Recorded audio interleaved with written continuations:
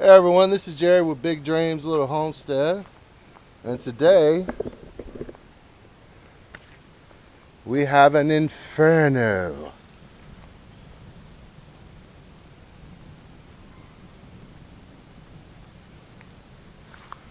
Don't want to burn my camera. Hey, I can't wait till we're able to get that stove back running up there. I love my Tiny Wood stove, Dwarf 5KW from Tiny Wood Stove. I love that stove. I love it. Can't wait. There's my trusty Bagels. She's like, what's going on over here?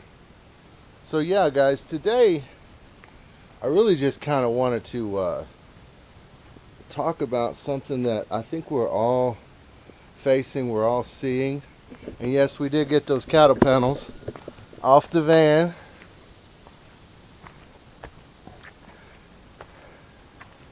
So another thing I haven't shown y'all is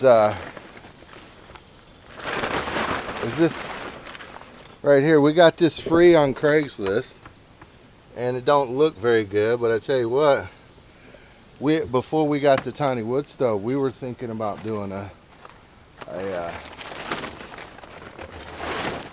heat transfer system where we run that outside and then pipe the warmth into the house. That's not very efficient, so that's why when I saw the brand new, still in the crate, Dwarf 5KW at the right price, especially when you can't even get that stove these days. It's on back order. It might be off back order now, but at the time it was on back order. And our place is a wreck, but that's because, well, I dropped a bunch of trees, so there's that. And we got all these pallets that we're fixing to bust down. We're getting ready to build that hoop house. It's coming real soon, so that's a project that's in the works. We're having pretty hot days, and in the shape we're in, we're not trying to hurt ourselves. We're just taking our time, doing what we can at our own pace. So anyone that decides that this is maybe the lifestyle for you, I would definitely suggest that you work into it slowly, and over time you'll build your endurance and your strength up, and it'll be good. But I wanted to talk about science, and this is a topic that's, maybe shouldn't be talked about these days, which is insane. As a person of faith, I have been an outspoken proponent that those of us with faith should not fear science. We have nothing to fear because our Creator, He is the great mathematician. He is the great scientist. And so, true science that uses the scientific method, that you come up with a hypothesis, and then you test, and then you get your results, and then you see, does that confirm my hypothesis, or do I need to continue to test, or was my hypothesis wrong in the first place? This kind of science, there should be no fear in our hearts for this kind of science. But see, when science becomes a religion, that's a whole nother ball game right there. And it seems like science these days has become many people's God.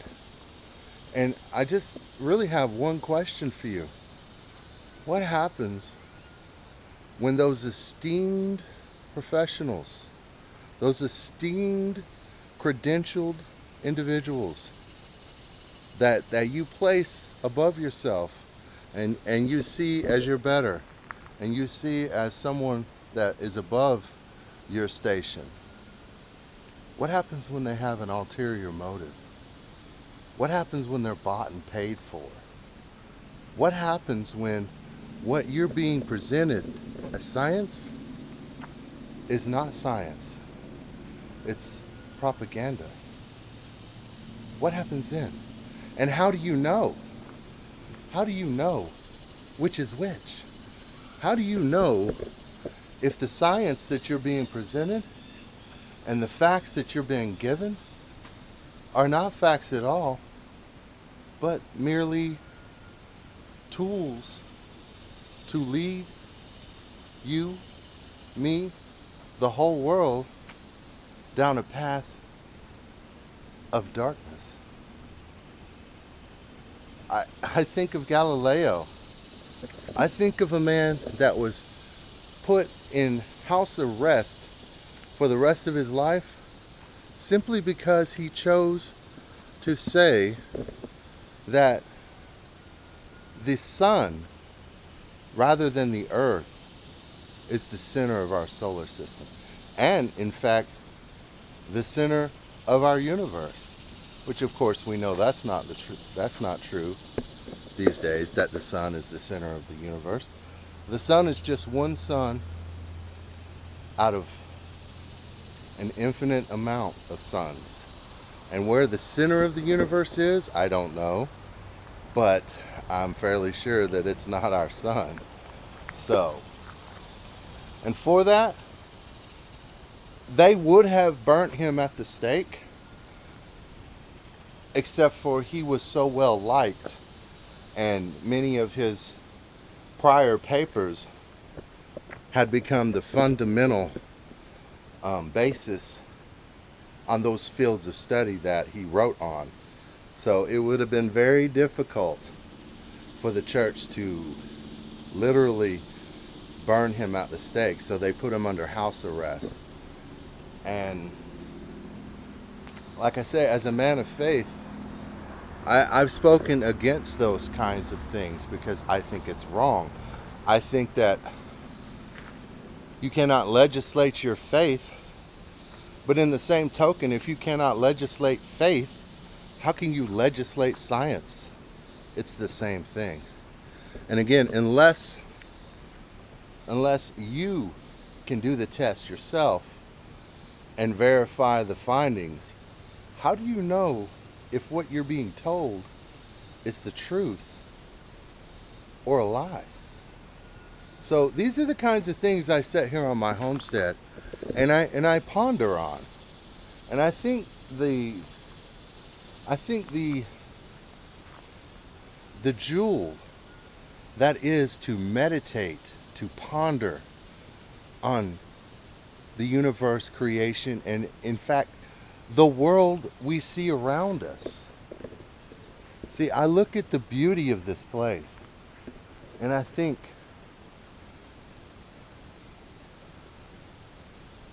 how does it all work? Why is one place beautiful and another place rugged and barren?